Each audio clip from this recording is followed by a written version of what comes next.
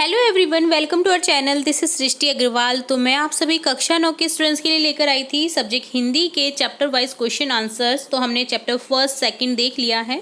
अगर आपको किसी भी चैप्टर में कोई भी डाउट रह रहा हो तो आप कमेंट बॉक्स में कमेंट करके पूछ सकते हैं, हमसे किसी भी डाउट के बारे में क्वेरी कर सकते हैं। तो आपने देख ही लिया होगा वीडियो चैप्टर फर्स्ट सेकंड का। अगर नहीं देखा है तो आप हमारी चैनल की प्लेलिस्ट से चेकआउट कर सकते हैं। यहाँ पर हम स्टार्ट करेंगे चैप्टर थर्ड पाठ 3 उपभोक्तावाद की संस्कृति, जिसके लेखक हैं श्यामा चरण दुबे, जिनके बारे में थोड़ा सा परिचय कर लेते हैं। इनका जन्म सन 1922 में मध्य प्रदेश के बुंदेलखंड क्षेत्र में हुआ। इन्होंने नागपुर विश्वविद्यालय से मानव विज्ञान में पीएचडी की। ये भारत के अग्रणी समाज वैज्ञानिक रहे हैं। इनका देहांत सन 1996 में हुआ था। तो ये थोड़ा सा जो श्यामा चरण दुबे हैं, इनके बारे में परिचय था। अब यहाँ पर देख लेते हैं कि इस संस्कृति, जो उपभोक्तावाद की संस्कृति है, इसमें क्या कहा गया है। एक छोटा सा सार देख लेते हैं पाठ का, ताकि आपको समझ आ जाए कि पाठ में क्या दिया हुआ है। और इसका इस वीडियो में ना लिख करके मैं आपको लिखित में भी ला करके दूंगी। इस पाठ का सारांश है, कठिन शब्दार्थ हैं, लेखक परिचय। अगर आपने नोट नहीं किया है तो नोट कर लीजिए जो भी मैं चीज़ें बोल रही हूँ। और अगर इसके बारे में आपको वीडियो चाहिए तो आप हमें कमेंट बॉक्स में कमेंट करके बता सकते हैं कि आपको इस पार्ट से रिलेट और क्या क्या वीडियोस चाहिए, तो फिर हम जल्द ही अपलोड करेंगे हमारे चैनल के थ्रू। तो यहाँ पर इसका पाठ का सारांश देख लेते हैं। इसमें लेखक कहते हैं कि उपभोग जो है सुख नहीं है। इसके अनुसार मानसिक, शारीरिक और सूक्ष्म आराम सुख है, लेकिन आजकल केवल उपभोग के संसाधनों का अधिक से अधिक भोग ही सुख माना जाता है। जिसके पास में जितने साधन हैं वो उतना ही अमीर माना जाता है और सुखी माना जाता है।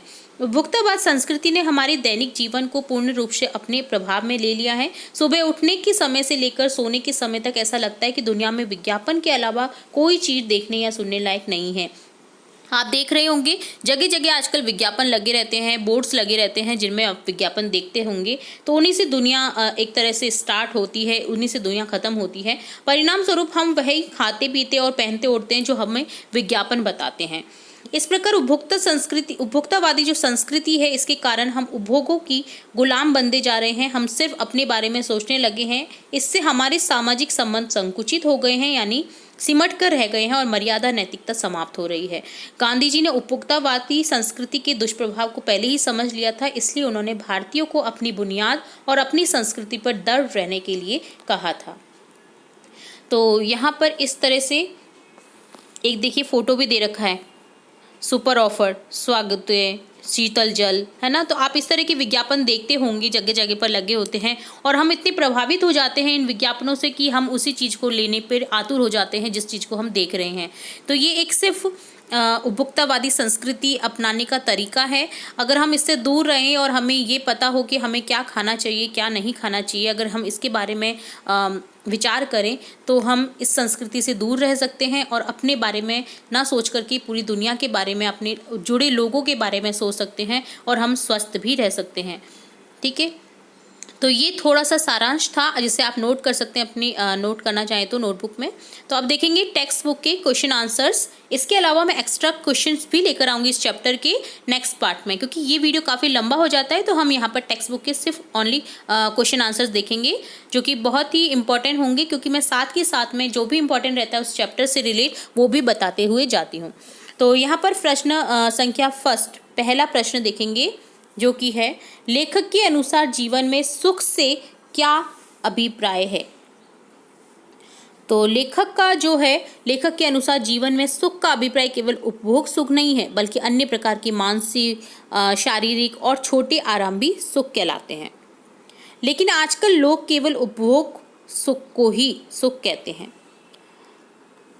आजकल लोग कहते हैं कि जिसके पास में जितने साधन हैं उपभोग करने के, वो उतना ही ज़्यादा सुखी है। और देखा जाए तो यही आजकल सही माना जा रहा है, बट ऐसा नहीं है। जो जितना उपभोगी बनता जा रहा है वो उतना ही पीड़ित है बीमारियों से, मानसिक सोच से। ठीक है, तो इस तरह की जो लेखक ने अभिप्राय दिया है सुख का, वो इस तरह से था। सेकंड क्वेश्चन है, आज की उपभोक्तावादी संस्कृति हमारे दैनिक जीवन को किस प्रकार प्रभावित कर रही है। कि उपभोक्ता संस्कृति हमारे दैनिक जीवन को निम्न प्रकार से प्रभावित कर रही है। हम उत्पादों की निरंतर दास बन रहे हैं। पिज्जा, बर्गर आदि कूड़ा खाद्य वस्तुओं को अधिक महत्व दिया जा रहा है। आप देखिएगा पिज्ज़ा हट रहा और बहुत सारी जो ऐसे बर्गर किंग वगैरह जो रहते हैं, इनमें काफ़ी भीड़ देखने को मिलती है बच्चों से लेकर के बड़ों तक की, जबकि उनको पता है कि ये खाने से हम कभी स्वस्थ नहीं रह सकते हैं, ये खाने से हमें कुछ मिलने नहीं वाला है, फिर भी वहाँ पर भीड़ उतनी की उतनी देखने को मिलेगी।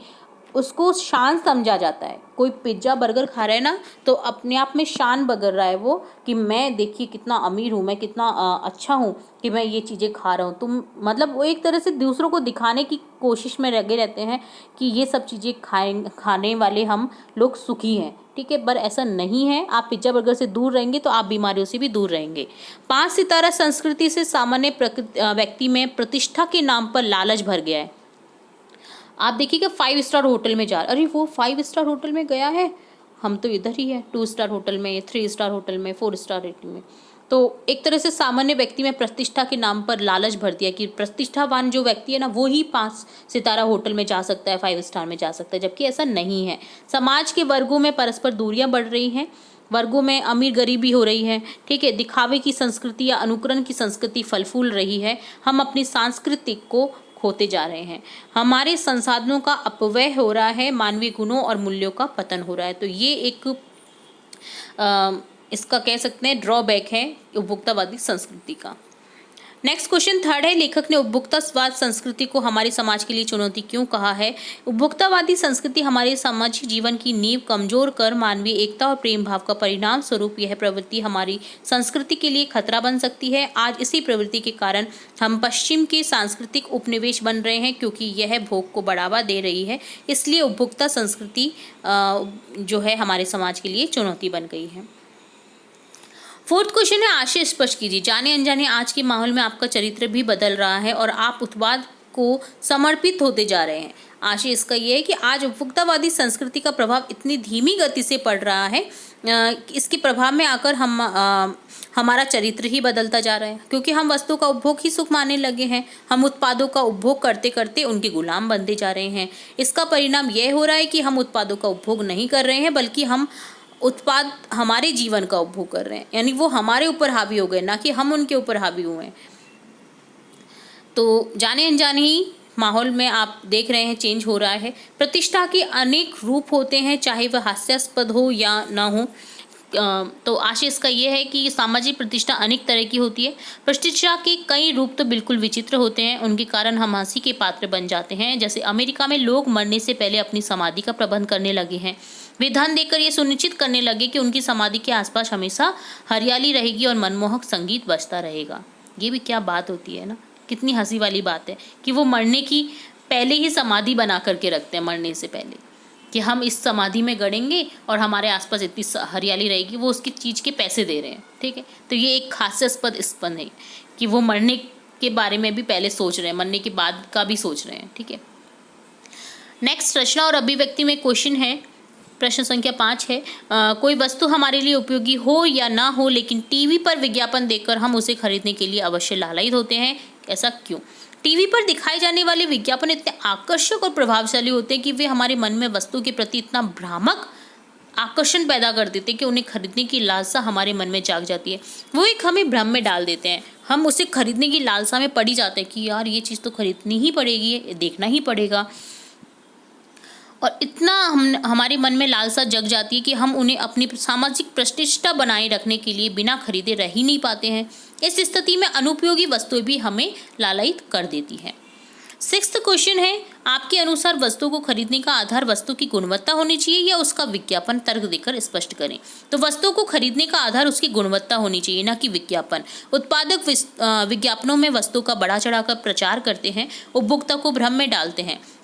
विज्ञापनों के प्रभाव से व्यक्ति ऐसा सम्मोहित हो जाता है कि वह उस वस्तु की गुणवत्ता पर ध्यान ही नहीं दे पाता और उसे खरीद लेता है। वह भूल जाता है कि गुणवत्ता वाली वस्तुएं विज्ञापन के बिना भी खरीदी जा सकती हैं। अतः विज्ञापन की अपेक्षा वस्तु की गुणवत्ता पर ही ध्यान रखना चाहिए। तो ज़्यादातर जो विज्ञापन दिखाए जाते हैं ना जिन भी चीज़ों के, वो चीज़ें बहुत ही वेस्ट ऑफ मटेरियल की बनी होती हैं, वेस्ट होती हैं। मैं कहूँगी 90% वो चीज़ें ना आपके शरीर के लिए ही नहीं बनी हैं, बट उनका विज्ञापन दिखा करके हमें लालसा भर देते हैं कि हमें ये खरीदनी ही पड़ेंगी, अगर नहीं खरीदेंगे तो हम सोचते रहेंगे कि हमने क्यों नहीं खरीदी ऐसी चीज़ें। आपने देखी होगी बहुत सारी चीज़ें ऐसी भी हैं जिनके विज्ञापन नहीं दिखाए जाते हैं, फिर भी वो बिकती हैं क्योंकि उनमें गुणवत्ता है। आप कभी भी एक चीज़ ध्यान रखिए, हमेशा खरीदने से पहले चीज़ों की एक्सपायरी डेट चेक करें। चीज़ों की जो इंग्रेडिएंट है कि वो किन चीज़ों से बनी है वो ज़रूर देखें। अगर आप उन्हें देखे बिना खरीदते हैं ना कोई भी चीज़, तो आपके लिए घातक हो सकती है, आपके शरीर के लिए, आपके आसपास जो भी रहते हैं उनके लिए भी घातक हो सकती है। तो अतएव इंग्रेडिएंट जरूर चेक करें। आपको किसी ने कह दे कि इसमें 100% विटामिन है, 100% बादाम है, तो आप इंग्रेडिएंट देखें ना उसका कि उसमें लिखा हुआ है क्या ऐसा कि 100% विटामिन है, 100% बादाम है। नहीं, ऐसा अगर लिखा हुआ है ना तब खरीदें, नहीं तो नहीं खरीदें। इतनी भी आपको उसमें नहीं जाना है कि आप अपने लिए कुछ बुरा कर लें, ठीक है। तो इस चीज़ों का आप ध्यान रखें। एक चीज़ अवश्य देखें कि आपका जो एक्सपायरी डेट है वो, और इंग्रेडिएंट उस वस्तु को खरीदने से पहले कि वो किस वस्तु से बनी हुई है, क्या वास्तव में हमारे लिए सही है, ठीक है। तो ये जरूर से देखें। पाठ के आधार पर आज के उपभोक्तावादी युग में पनप रही दिखावे की संस्कृति पर विचार व्यक्त कीजिए। तो आंसर हो जाएगा आज दिखावे की संस्कृति पनप रही है। ये बात अपने आप में बिल्कुल सत्य है, सही है। इसलिए लोग अपनी झूठी प्रतिष्ठा बनाए रखने के लिए उन्हीं चीज़ों को अपना रहे हैं जो दुनिया की नज़रों में अच्छी है, चाहे उनमें गुणवत्ता हो या ना हो।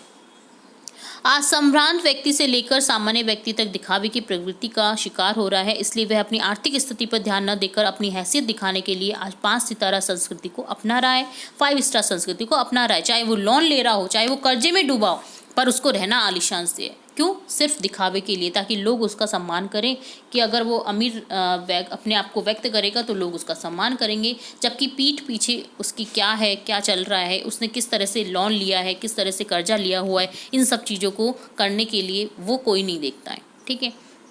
तो वो एक तरह से अपने पाप पर कुल्हाड़ी मार रहा है अगर ऐसा कर रहा है तो। इसका परिणाम ये हो रहा है कि समाज के वर्गों में दूरियां बढ़ रही हैं, मनुष्य मनुष्य से कट रहा है। इससे सांस्कृतिक अस्मिता का, सहिष्णु मूल्यों और आस्थाओं का निरंतर क्षरण हो रहा है, निरंतर टूटता जा रहा है। जो आस्थाओं का जो क्रम है वो टूटता जा रहा है इससे।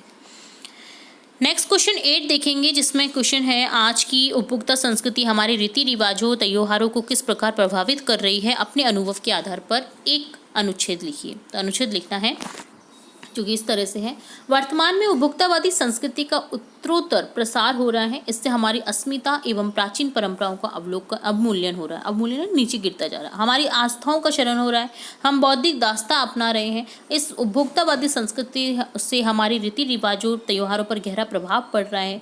भारत में 30 त्योहारों का अपना सांस्कृतिक महत्व है। यहाँ प्रत्येक त्योहार पर स्त्रियों की वेशभूषा को परंपरा रूप में अपनाया जाता है, परंतु अब उपभोक्तावादी संस्कृति के कारण बाजार में नए नए परिधान आ गए हैं, जगह जगह बुटीक खुल गए हैं, नए परिधान ट्रेंडी हैं तो महंगे भी हैं।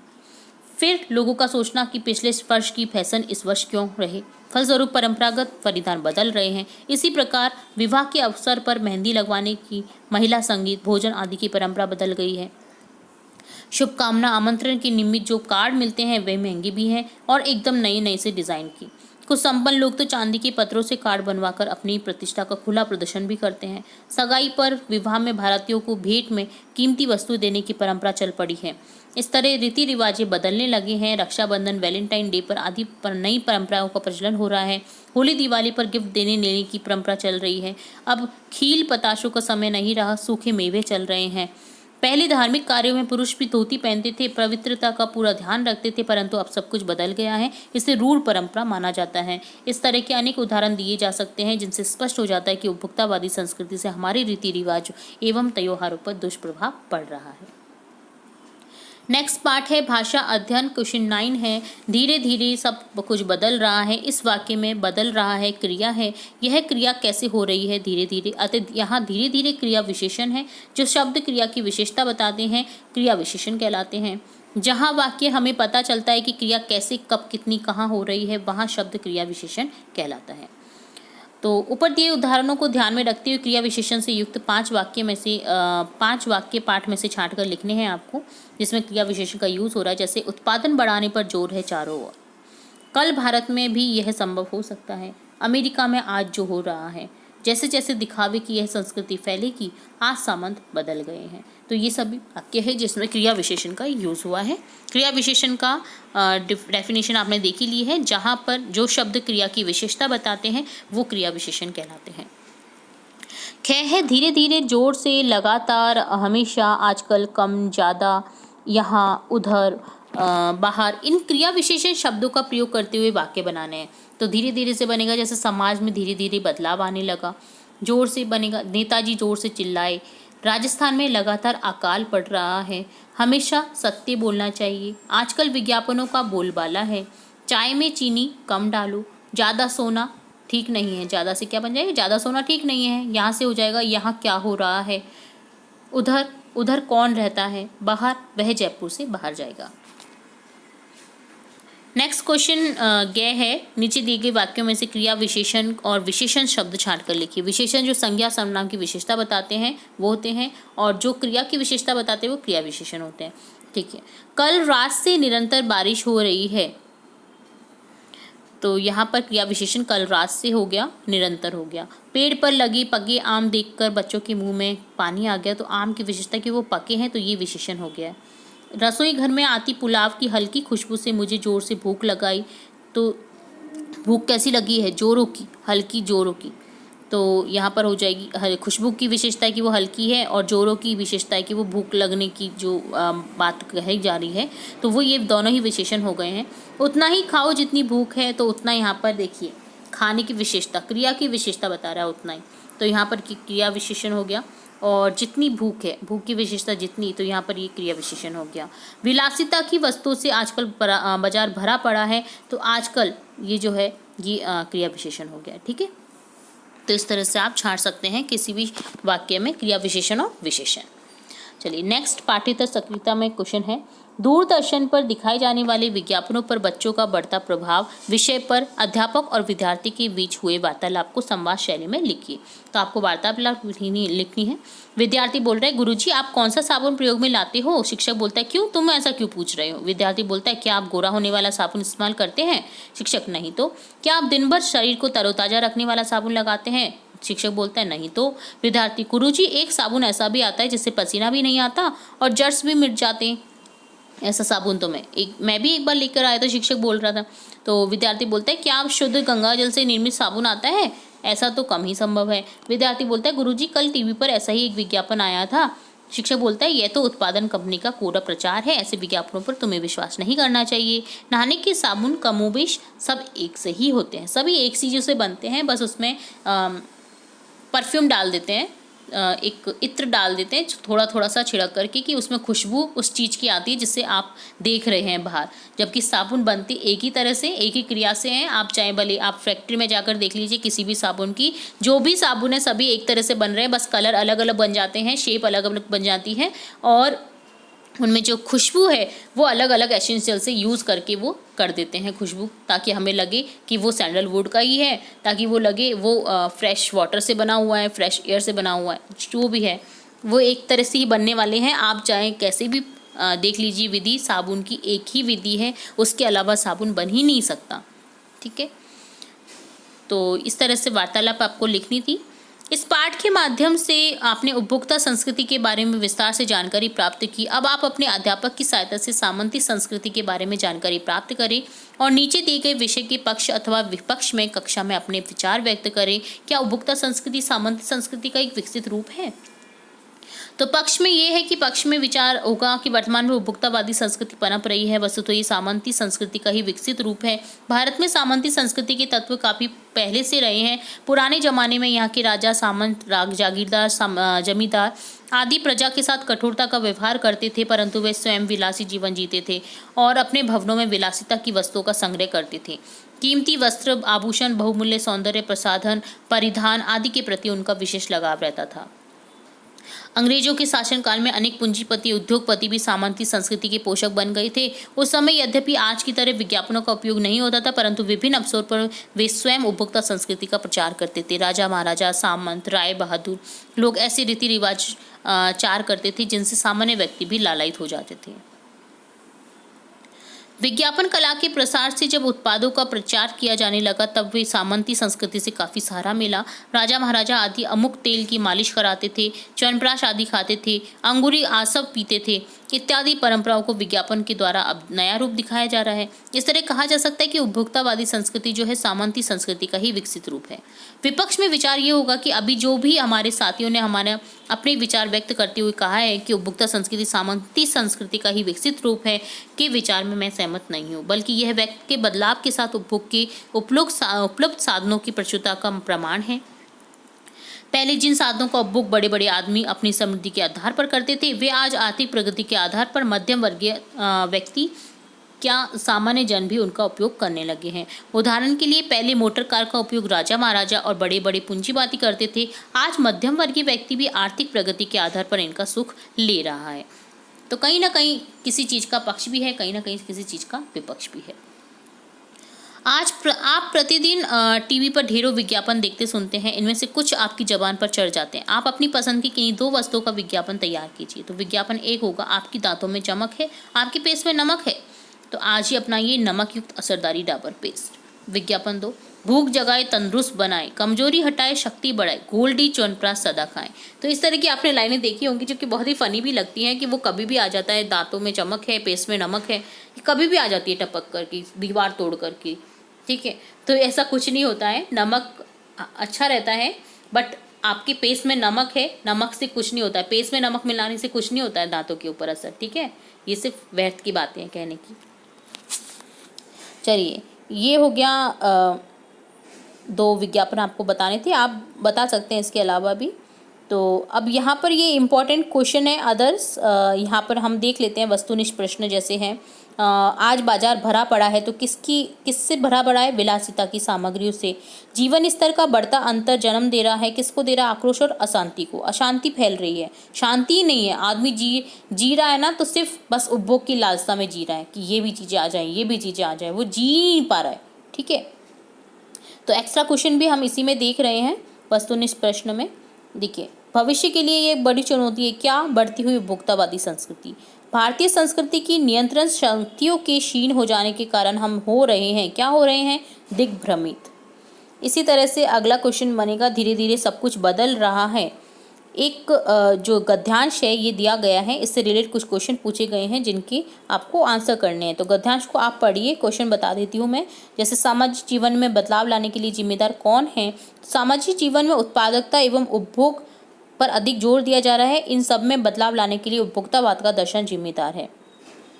उपभोक्तावाद से समाज में किस तरह के बदलाव आ रहे हैं स्पष्ट कीजिए। तो उपभोक्तावाद से समाज में अनेक बदलाव आ रहे हैं, उनमें प्रमुख ये है, उपभोक्तावाद जाने अनजाने हमारे समाज का चरित्र बदल रहा है। इससे हम उत्पाद के प्रति दिन प्रतिदिन समर्पित होते जा रहे हैं। अब सुख की व्याख्या क्या हो गई है? तो भारतीय संस्कृति में सुख का अर्थ मानसिक आध्यात्मिक शांति के लिए लोकहित की भावना है, परंतु उपभोक्तावाद के प्रचलन से अब सुख की व्याख्या उपभोग का उपभोग करना अर्थात अपनी सुख सुविधाओं को एकाकी ही अधिकाधिक प्रयोग करना, भोग करना हो गया है। मनुष्य के बदले हुए चरित्र का क्या लक्षण है? तो मनुष्य के बदले हुए चरित्र का लक्षण ये है कि वह उत्पादों का भोग नहीं करता, बल्कि उत्पाद ही उसका जीवन का भोग कर रहे हैं। नेक्स्ट है, एक और पैराग्राफ दे रखा है, आप इसे भी पढ़िए, इससे रिलेटेड कुछ क्वेश्चन है। जैसे आज बाजार किन चीज़ों से भरा पड़ा है? तो आज बाजार नई नई सुख सुविधा प्रदान करने, विलासिता को उकसाने वाली, मन को लुभाने वाली वस्तुओं से भरा पड़ा है, क्योंकि आज का आदमी उपभोक्तावाद की संस्कृति के पीछे डोल रहा है। बाजारों में बिकने वाले टूथपेस्टों में विज्ञापनों के माध्यम से क्या क्या विशेषताएं बताई जाती हैं? तो बाजारों में बिकने वाले टूथपेस्टों में प्रचार प्रसार की दृष्टि से नई नई विशेषताएं बताई जाती हैं। कोई पेस्ट मोती जैसा दांत चमकाता है, तो कोई मुंह की दुर्गंध हटाता है, कोई मसूड़ों को मजबूत बनाता है, तो कोई पूर्ण सुरक्षा प्रदान करता है, कोई नीम बबूल के गुणों से भरपूर है, तो कोई पेस्ट ऋषि मुनियों द्वारा स्वीकृत और मान्य वनस्पति खनिज तत्वों के मिश्रण से निर्मित है। नेक्स्ट है, ऋषि मुनियों द्वारा स्वीकृत तथा मान्य का क्या अर्थ है? तो हमारी संस्कृति में ऋषि मुनि हमेशा से सम्मान और श्रद्धा के पात्र रहे हैं। इस कारण कुशल टूथपेस्ट निर्माता अपने विज्ञापनों के माध्यम से इनका सहारा लेकर हमारी भावनाओं को भुना रहे हैं। वे इस बात का दावा करते हैं कि हमारे ऋषि मुनियों द्वारा बताई गई सामग्री का उपयोग हमारे द्वारा निर्मित टूथपेस्ट में भी किया जा रहा है। गद्यांश का आशय स्पष्ट कीजिए। तो आज विलासिता की सामग्री से भरा बाजार हमें लुभावने विज्ञापनों के माध्यम से आकर्षित कर रहा है, जिससे ग्राहक जो है उनकी जाल में फंसकर उनके द्वारा निर्मित की जा रही वस्तु को खरीद ले। इसी तरह से एक और पैराग्राफ है जिससे रिलेटेड कुछ क्वेश्चन है जो भी आप देख सकते हैं। जैसे उपभोक्तावाद के कारण अब कौन सी संस्कृति विकसित हो रही है, तो उपभोक्तावाद के कारण अब अंधानुकरण की प्रवृत्ति, सुख भोग की लालसा, 5 सितारा संस्कृति विकसित हो रही है। उपभोक्तावादी संस्कृति के कारण सुख सुविधाएं, अच्छे इलाज के लिए क्या किया जा रहा है, तो उपभोक्तावादी संस्कृति के कारण सुख सुविधाएं, अच्छे इलाज के लिए 5 सितारा होटल, 5 सितारे अस्पतालों का निर्माण और उपयोग किया जा रहा है, जो कि बहुत ही व्यर्थ है। 5 सितारा जितने आप 5 स्टार हॉस्पिटल में जाएंगे ना, उतना ही आपका वो बिल भी बना देंगे और आप ठीक भी उतनी तरह से नहीं हो पाते हैं जितना आप एक्सपेक्टेशन करते हैं। ठीक है, तो आप मिडिल क्लास डॉक्टर के पास ही जाएं, जो एमडी हो, एमबीबीएस हो, उनके पास में जाएं, उनसे अपना इलाज कराएं। स्पेशलिस्ट की ज़रूरत हो तो स्पेशलिस्ट के पास जाएं, बट 5 स्टार से इसका कोई तात्पर्य नहीं है कि 5 स्टार आप हॉस्पिटल में जाएंगे तभी आप सही रहेंगे। जी नहीं, कोविड में सबसे ज़्यादा जो डेथ हुई है वो 5 स्टार हॉस्पिटलों से ही हुई है। अमेरिका जो है, अमेरिका में आज क्या ऐसा हो रहा है कि जिसके अनुकरण की चर्चा भारत में भी हो रही है। तो अमेरिका में लोग सुख साधनों के पीछे दीवाने हो रहे हैं। वे अपने अंतिम संस्कार और अनंत विश्राम की व्यवस्था भी करने लगे। इस आधार पर लेखक को लगता है कि आने वाले समय में भारत में भी ये सब होने लगेगा। प्रतिष्ठा के हास्यास्पद रूप से क्या तात्पर्य है, तो अपने अंतिम संस्कार और अनंत विश्राम के लिए अच्छा प्रबंध करना ऐसी झूठी प्रतिष्ठा है जिससे सुनकर के हंसी आ जाती है, कि वो पहले से ही अपने लिए एक मरने का जगह भी वो ढूंढ करके जा रहा है कि मरना है उसे तो इस जगह पर मरना है। तो ये एक हास्यास्पद ही स्पंद है। ठीक है, इसी तरह से अगला पैराग्राफ है, इससे रिलेटेड भी कुछ क्वेश्चन है आपके। सांस्कृतिक अस्मिता का क्या आशय, जैसे तो किसी भी राष्ट्र की पहचान उसकी अपनी संस्कृति होती है, यह पहचान ही सांस्कृतिक अस्मिता कहलाती है। इसकी रक्षा किए बिना हम राष्ट्र की विशिष्ट पहचान नहीं बना सकते हैं। हमारी सांस्कृतिक अस्मिता भारत की विभिन्न संस्कृतियों के मेल जोल से बनी है। आज हमारी मान्य परंपराओं का अवमूल्यन और आस्थाओं का शरण किन कारणों से हो रहा है, तो आज हमारी मान्य परंपराओं का अवमूल्यन, आस्थाओं का शरण समाज में प्रसारित हो रही उपभोक्तावादी संस्कृति के कारण हो रहा है। छद्म आधुनिकता का क्या आशय है, तो छद्म आधुनिकता का आशय है आधुनिक होने का दिखावा। हम सभ्य भारतीय पश्चिमी जीवन शैली को अपना रहे हैं, हम उन्हीं की तरह आधुनिक दिखना चाहते हैं, इसलिए हम उनकी गिरफ्त में आ रहे हैं। हम किसके सांस्कृतिक उपनिवेश बन रहे हैं, तो आज हम पश्चिमी देशों अर्थात अमेरिका, यूरोप के सांस्कृतिक उपनिवेश यानी गुलाम बन रहे हैं। अगर हम उनकी संस्कृति को अपना रहे हैं यानी कि हम उनके गुलाम बनते जा रहे हैं। जबकि आप देखिएगा अभी लेटेस्ट में अमेरिका, यूरोप में हमारी भारतीय संस्कृति को काफ़ी बढ़ावा मिल रहा है। भारतीय संस्कृति अपना रहे हैं वहाँ पे लोग, हमारे परिधानों को भी अपना रहे हैं और फेमस हो रहे हैं। इसी तरह से अगला एक और पैराग्राफ है जिसे आप पढ़ें, इससे रिलेटेड भी आपके कुछ क्वेश्चन हैं वो भी आप देख सकते हैं, तो आप इन्हें भी पढ़ सकते हैं। जैसे आज हम लक्ष्य भ्रम से किस कारण पीड़ित हैं, तो उपभोक्तावादी संस्कृति के कारण हम भारतीय अपनी सांस्कृतिक अस्मिता का ह्रास करें, इसी कारण विराट उद्देश्य से पीछे हटकर लक्ष्य भ्रम से पीड़ित हो रहे हैं। व्यक्ति केंद्रितता का क्या अर्थ है, तो इसका अर्थ है मनुष्य का अपना स्वार्थ तक सीमित रह जाना।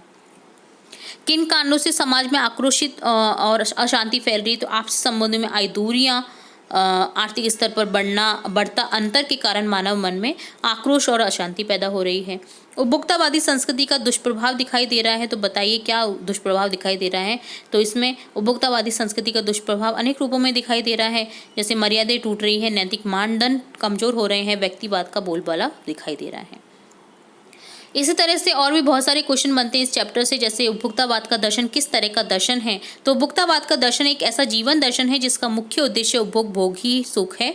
इस सुख भोग के लिए व्यक्ति दिखावे की संस्कृति की और अधिक लालायित हो रहा है। इसका परिणाम यह हो रहा है कि व्यक्ति स्वयं को विशिष्ट एवं समाज को गौण मानकर भोग की आकांक्षाओं की पूर्ति ही जीवन का लक्ष्य मानने लगा है। अगला क्वेश्चन है, उपभोक्तावाद के कारण समाज में नया बदलाव आ रहा है, स्पष्ट कीजिए।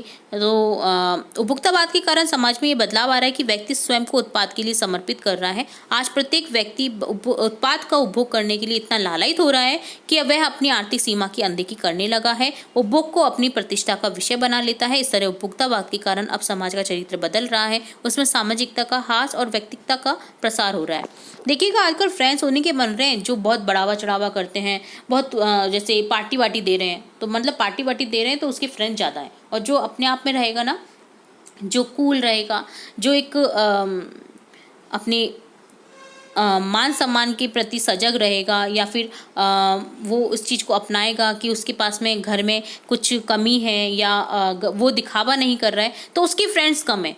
उसके फ्रेंड्स ज़्यादा हैं जो दिखावा कर रहे हैं।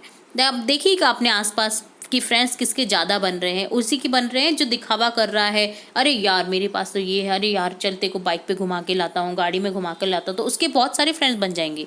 पर जिसके पास में गाड़ी और नहीं बाइक भी नहीं है ना, उसके फ्रेंड्स कम बने होंगे, देख लेना आप, ठीक है। जो पार्टी दे रहा है, कोल्ड ड्रिंक पिला रहा है, तो उसके फ्रेंड्स ज़्यादा हैं। जो नहीं कर रहा है ये सब चीज़ें, उनके फ्रेंड्स कम हैं, ठीक है। उनके फ्रेंड्स वही हैं जो इन चीज़ों को नहीं करना चाहते हैं। तो ये सभी चीज़ें आपको आसपास में देखने को मिल सकती हैं। नेक्स्ट है भारत में उपभोक्ता संस्कृति का विकास किस तरह हो रहा है। तो लेखक ने बताया कि पहले हमारे देश में सामंती संस्कृति के पोषक राजा सामंत जागीरदार थे जो विलासी जीवन जीते थे, लेकिन अब संपन्न लोग, उद्योगपति, राजनेता, उच्च अधिकारी वर्ग आदि नए सामंत हो गए हैं। ये लोग तथाकथित सभ्य होने से पाश्चात्य संस्कृति का अंधाधुन का उपभोक्ता संस्कृति को बढ़ावा दे रहे हैं। लेखक ने भारत में उपभोक्ता संस्कृति का विकास करने में किन्हें उत्तरदायी ठहराया है। तो लेखक ने भारत में उपभोक्तावादी संस्कृति का विकास करने में आज के सामंती, उद्योगपति, राजनेता और उच्च अधिकारी को ठहराया है, जो भौतिकता की आड़ में पाश्चात्य संस्कृति का अंधानुकरण कर भोगवादी आधुनिकता की अंधी दौड़ में दौड़ रहे हैं। नेक्स्ट क्वेश्चन बनेगा, उपभोक्ता संस्कृति से सबसे बड़ा खतरा क्या है, लिखिए। तो उपभोक्ता संस्कृति पश्चिमी की देन है, पश्चिम की देन है, खाओ पियो और मौज उड़ाओ की विचारधारा की वाहक है। इससे मर्यादाएं, नैतिक मूल्य टूट रहे हैं, परामर्श, लोकहित की भावनाएं दब रही हैं, मानवता के विकास का लक्ष्य छूट रहा है। उपभोक्ता संस्कृति केवल भोगवादी है, इससे सामाजिक, पारिवारिक, मानवीय संबंध आदि सब कुछ टूट रहे हैं, सब कुछ दूर हो रहे हैं। पेरेंट्स सोच रहे हैं, लेटेस्ट जो पेरेंट्स हैं वो सोच रहे हैं कि हम बच्चों के लिए क्यों रखें, हम तो अपने लिए जिए, ठीक है। बच्चों में लगाव नहीं हो रहा है क्योंकि उनके पेरेंट्स उनके लिए कुछ नहीं कर रहे हैं, वो अपने में पड़े हुए हैं, तो वो भी आके जाकर के इसी तरह की प्रवृत्ति अपनाते हैं। तो एक दूसरे से दूरियां बढ़ रही हैं। दिखावे के कारण लोग अपने बच्चों को टाइम नहीं दे रहे हैं, जिससे बच्चे अपने पेरेंट्स से दूर होते जा रहे हैं और वो दूर होते ही चले जाते हैं। आगे जाकर के वो दूर हो ही जाते हैं, फिर आप ब्लेम करते हैं कि बच्चे आपसे दूर हो गए हैं। जी, आपने ही तो सिखाया है उन्हें दूर रहना। अगर आप बचपन से उन्हें प्यार देते रहेंगे तो वो क्यों आपसे दूर रहेगा। तो इस चीज़ को भी समझना चाहिए आज के पेरेंट्स को स्पेशली, क्योंकि 90s के जो पेरेंट्स थे उन्होंने बहुत कुछ अच्छा किया है, बट अब आने वाले जो पेरेंट्स हैं, जो आ रहे हैं अभी नए नए पेरेंट्स जो हैं, वो इस चीज़ को नहीं अपना रहे हैं, जो कि उनके बच्चों से उन्हें दूर करता जा रहा है। सिर्फ अपने बारे में सोच रहे हैं, अपना खुद का कमाना, बच्चे को किसी आया के प्रति समर्पित कर देना, या कोई और संभाल रहा है उनके बच्चे को। तो इससे क्या हो रहा है, बच्चे में बचपन से ही दूरियां बढ़ रही हैं अपने पेरेंट्स के प्रति। तो ये सभी जो है मानवीय संबंध को खराब कर रहे हैं। उपभोक्ता संस्कृति के संबंध में गांधी जी ने क्या कहा था। तो उपभोक्ता संस्कृति के दोष और बुराइयों को लक्ष्य लेकर गांधी जी ने कहा था कि हमें पश्चिम की संस्कृति से वही बात अपनानी चाहिए जो हमारी संस्कृति के लिए हानिकारक ना हो। हम स्वस्थ सांस्कृतिक प्रभावों के लिए अपने दरवाजे खिड़की खुले रखें, पर अपनी बुनियाद पर कायम रहें। अपनी सांस्कृतिक जड़ों से जुड़े रहने से हम उपभोक्ता संस्कृति का मुकाबला कर सकते हैं। नेक्स्ट क्वेश्चन है, भारत की सांस्कृतिक अस्मिता किस कारण से नष्ट हो रही है। तो किस राष्ट्र की पहचान अपनी संस्कृति से होती है जिसका पालन अनुकरण उस देश के वासी करते हैं, यह पहचान ही सांस्कृतिक अस्मिता कहलाती है। आज हमारी सांस्कृतिक अस्मिता उपभोक्तावादी संस्कृति के प्रसार के कारण नष्ट हो रही है। भोगवाद की प्रवृत्ति को अपनाने के कारण हम भारतीय अपना धर्म, अपनी आदर्श परंपराएं, अपनी मर्यादाओं की सीमा, नैतिकता को खो रहे हैं। आप देखिएगा भारत अपना कम रहा है, अपनी जो परंपराएं हैं, जबकि विदेशों में अपनी भारतीय परंपराओं को अपनाया जा रहा है। सिर्फ एक भारत देश होगा जो अपनी मातृभाषा का यूज़ नहीं करता है। बाकी आप यूरोप में चली जाइए, फ्रांस में चले जाइए, जापान में चली जाइए, चीन में चली जाइए, यूएस में चली जाइए, वो अपनी भाषाओं का यूज़ करते हैं, जबकि यहाँ पर हिंदी भाषा को ही तुच्छ समझा जा रहा है। हिंदी में नंबर लिखना गलत हो रहा है, हिंदी में बोलना गलत हो रहा है। अंग्रेजी भाषा के पीछे पड़ चुके हैं, हर जगह अंग्रेजी भाषा को घुसा दिया है। अंग्रेजी भाषा हमारी मातृभाषा ना होकर भी पहले नंबर पर आ रही है हमारे भारत में, दूसरे नंबर पर आती है हिंदी, जबकि हिंदी को पहले नंबर पर रखना चाहिए और हिंदीवादी बनने की कोशिश करना चाहिए। हिंदी को हर जगह लागू करना चाहिए, हिंदी के नंबर्स उचित माने जाने चाहिए, पर ऐसा नहीं है। अभी एक वीडियो भी वायरल हो रहा है जिसमें हिंदी दिवस के उपलक्ष्य में एक लड़की बोल रही है कि हिंदी में क्या रह गया है जो हम हिंदी दिवस मनाएं, हमारे भारत में क्यों मनाएं हम हिंदी दिवस, जब भारत में है ही नहीं उस चीज़ का कुछ भी। जबकि आप देख रहे हैं विदेशों में हिंदी बोलने की परंपराएं चल रही हैं, वहाँ पर लोग हिंदी सीख रहे हैं, यहाँ आकर हिंदी सीख रहे हैं। तो इस चीज़ को भी देखना चाहिए। तो ये रहा उपभोक्तावाद की संस्कृति का कंप्लीट चैप्टर, जिसमें हमने काफ़ी सारे क्वेश्चंस, एक्स्ट्रा क्वेश्चंस, वस्तुनिष्ठ प्रश्न और आपके जो पार्ट के क्वेश्चन आंसर्स हैं वो भी देखे हैं। तो उम्मीद है आपको पूरा चैप्टर अच्छे से समझ आया होगा। फिर भी अगर किसी क्वेश्चन में कोई डाउट रहता है तो आप हमें कमेंट बॉक्स में कमेंट करके पूछ सकते हैं, और कोई भी क्वेरी रहती है तो वो भी आप कमेंट बॉक्स में कमेंट करके बता सकते हैं। तो कैसा लगा आपको ये चैप्टर जरूर से बताइएगा कमेंट बॉक्स में, और इसी तरह और नए चैप्टर्स और नए वीडियोस देखने के लिए, सुनने के लिए जुड़े रहे हमारे चैनल के साथ। वीडियो को पूरा देखने के लिए धन्यवाद।